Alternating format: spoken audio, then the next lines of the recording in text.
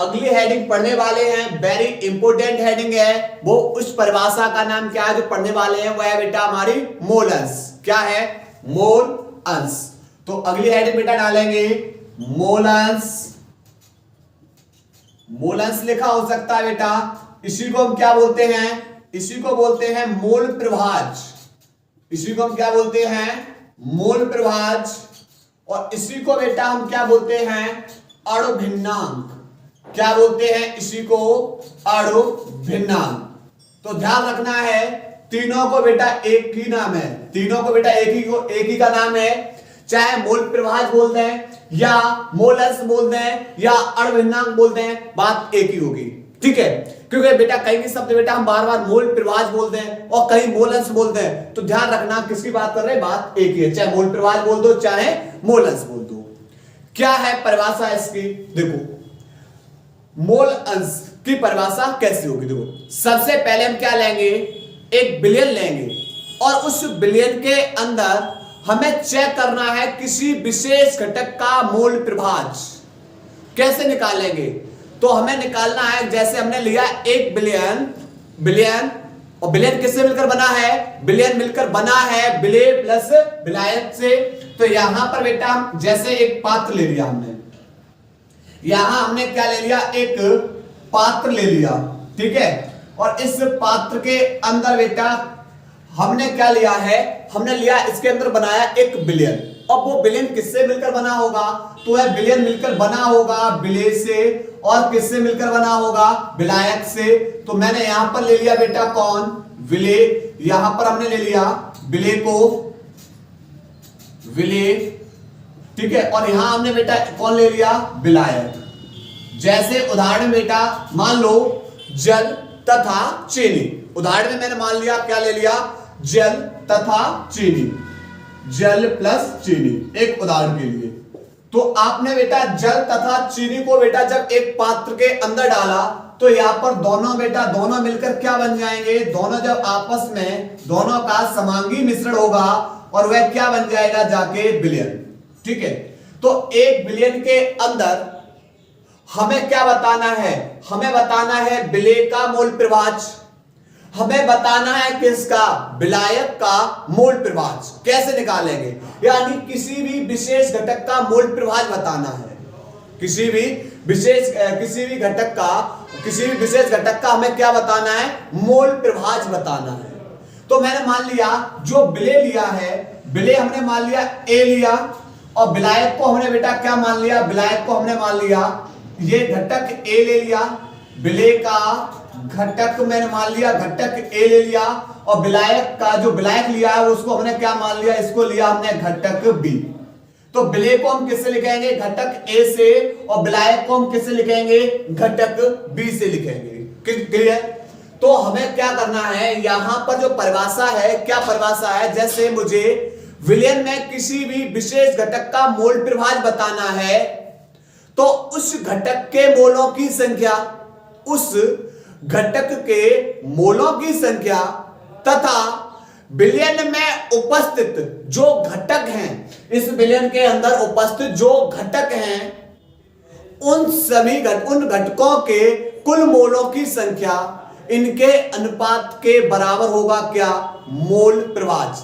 जैसे मुझे मेरा विलेय का मोल प्रभाज निकालना है, तो विलेय के मोलों की संख्या वट्टे इसमें जो विलयन बना है, इस विलयन के अंदर उपस्थित जो कुल घटक होंगे, उन सभी घटकों के मोलों की संख्या।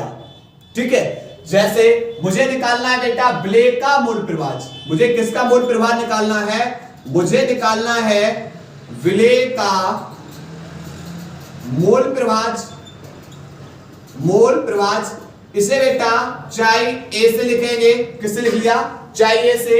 मोल प्रभाज निकालना है तो लिखेंगे बेटा विलेय का मोल प्रभाज। जिसका मोल प्रभाज निकालना है, जिसका मोल प्रभाज निकालना है, उस घटक के मोलों की संख्या वट्टे विलयन में उपस्थित जो घटक है, उन घटकों के कुल मोलों की संख्या। ठीक है, तो मुझे निकालना है विलेय का मोल प्रभाज, तो विलेय के मोलों की संख्या, विलेय के मोलों की संख्या वट्टे।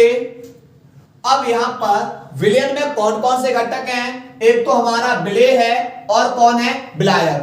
तो इन दोनों घटकों के कुल मोलों की संख्या, अर्थात विलेय के मोलों की संख्या, विलेय के मोलों की संख्या प्लस विलायक के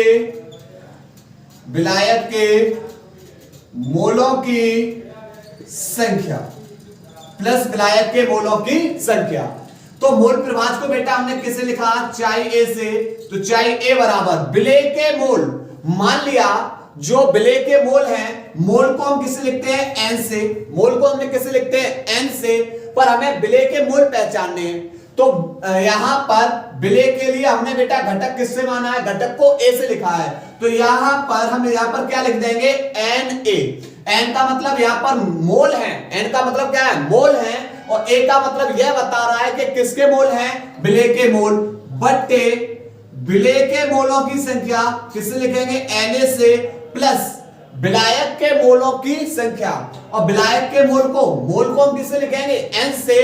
पर हमें पहचान करनी है कि भाई कौन से विलेय है और कौन से विलायक के मोल हैं। तो विलेय के मोल को एन ए से और विलायक के मोल को हमने किससे लिख दिया? एन बी से। क्लियर? तो यहां पर बेटा ये हमने किससे निकाल लिया? ये हमने पता कर लिया विलेय का मोल प्रभाज। ठीक है। इसी प्रकार बेटा हमें पता करना है किसके? इसी प्रकार हमें पता करना है बेटा कि भाई ये विलेय का मोल प्रभाज है, हमें पता करना है विलायक का मोल प्रभाज। कि विलायक का मोल प्रभाज कैसे निकालेंगे? विलायक का मोल प्रभाज, तो विलायक का मोल प्रभाज आप बताओगे कि जिसका मोल प्रभाज निकालना है उसके मोलों की संख्या वट्टे विलयन में उपस्थित जो भी घटक है उन सभी घटकों के मोलों की संख्या। तो यहां पर विलायक का मोल प्रभाज निकालना है तो विलायक के मोलों की संख्या, विलायक के मोलों की संख्या वट्टे विलयन में कौन कौन से घटक हैं? एक तो विलेय और दूसरा कौन है? विलायक। इन घटकों के मोलों की संख्या। तो यानी विलेय के मोलों की संख्या, विलेय के मोलों की संख्या प्लस विलायक के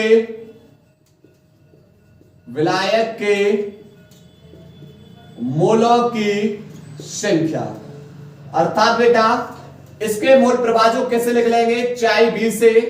ठीक है। विलायक को हमने किससे प्रदर्शित किया है? बी से। ठीक है। तो चाई बी बराबर हो जाएगा विलायक के मोलों की संख्या यानी एन बी बट्टे विलेय के मोलों की संख्या एन ए प्लस विलायक के मोलों की संख्या एन बी। क्योंकि यहां पर मोल को हम किससे लिखते हैं? मोल को हम एन से लिखते हैं। ठीक है। इसे बना दिया बेटा समीकरण नंबर 2, इसे समीकरण नंबर 1। क्लियर? अब क्या करेंगे? समीकरण 1 प्लस 2, समीकरण 1 व 2 को जोड़ने पर, समीकरण 1 व 2 को हम क्या करेंगे? जोड़ेंगे। तो जोड़ने की बात आती है तो भाई जब भी जोड़ने की बात आएगी तो LHS को जोड़ना है और RHS को जोड़ना है। तो इसकी LHS में कौन है? चाई ए में जोड़ देंगे इसकी LHS चाई बी बराबर। अब इसकी RHS में कौन है? तो आप बोलोगे Na बट्टे Na प्लस NB में जोड़ना है इसकी RHS को, तो आप बोलोगे NB बट्टे Na प्लस NB। क्लियर? अब आप बोलोगे कि भाई यहां पर देखना ये तो भिन्न हो गई, हर समान है तो आप क्या करोगे? अंशों को जोड़ दोगे। तो चाई ए प्लस चाई बी बराबर इसका लासा आ जाएगा Na प्लस NB। और चूंकि बेटा हर समान है तो अंशों को क्या कर दो? जोड़ दो। तो Na प्लस NB। तो यहां से क्या हो जाएगा कि भाई ये क्या कट जाएगा? कितने बार? एक बार। तो यहां से चाई ए प्लस चाई बी बराबर बेटा कितना होगा? 1। चाई ए प्लस चाई बी बराबर कितना होगा? 1। यानी इस विलयन के अंदर जितने भी घटक हैं इन सभी घटकों का जो मोल प्रभाज है वो किसके बराबर होता है? उन सभी का योग किसके बराबर होगा? 1 के बराबर होगा। किसके बराबर होगा? 1 के बराबर होगा। विलेन के अंदर जितने भी घटक हैं, इन सभी घटकों का जो मोल प्रभाज है, उन सबका योग किसके बराबर होना चाहिए? 1 के बराबर होना चाहिए। ठीक है, और मुझे जिसका मोल प्रभाज निकालना है उसके मोलों की संख्या वट्टे बिलियन में उपस्थित जो भी घटक हैं उन घटकों के कुल मोलों की संख्या। ठीक है, तो मुझे निकालना था विलेय का मोल प्रभाज, तो विलेय के मोलों की संख्या बट्टे विलेय में कौन कौन से घटक आए हैं उन सभी घटकों के कुल मोलों की संख्या, अर्थात विलेय और विलायक दोनों के मोलों की संख्या, दोनों के मोलों की संख्या। ठीक है, अब इसी प्रकार मुझे निकालना है विलायक का मोल प्रभाज, तो विलायक के मोलों की संख्या, जिसका मोल प्रभाज निकालना है उसके मोलों की संख्या वट्टे विलेय में कौन कौन से घटक आए उन सभी घटकों के कुल मोलों की संख्या, अर्थात विलेय और विलायक आया हुआ है तो इनके मोलों की संख्या। ठीक है, तो यहां से बेटा इस तरीके से हम निकाल लेंगे। अब बात करेंगे इसकी परिभाषा की, तो परिभाषा लिखेंगे एक विलेय में किसी विशेष घटक, अब किसी विशेष घटक मतलब चाहे विलेय हो चाहे विलायक हो, विशेष घटक का मोल प्रभाज, विशेष घटक का मोल प्रभाज उस घटक के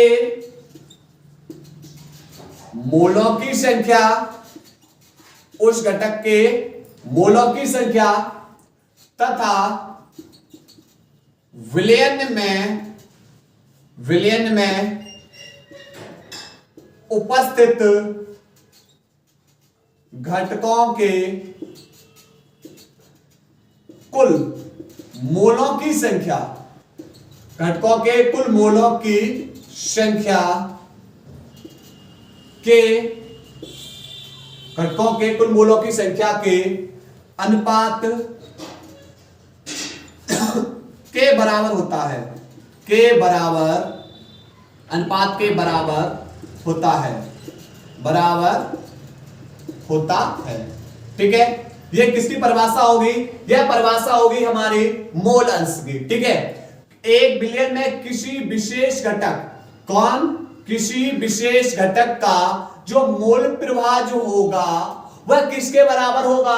वह बराबर होगा उस घटक के मोलों की संख्या, उस घटक के मोलों की संख्या तथा विलयन में उपस्थित जो भी घटक हैं उन सभी घटकों के कुल मोलों की संख्या इनके अनुपात के, किसके? इनके अनुपात के बराबर होगा उस घटक का जो विशेष मोल प्रभाज, जो घटक विशेष घटक लिया है उसका मोल प्रभाज। ठीक है, तो ये होगी बेटा इसकी परिभाषा और ये हो गया बेटा हमारा फॉर्मूला। क्लियर? तो उम्मीद है कि आप लोगों को बेटा क्लास समझ में आ रही है।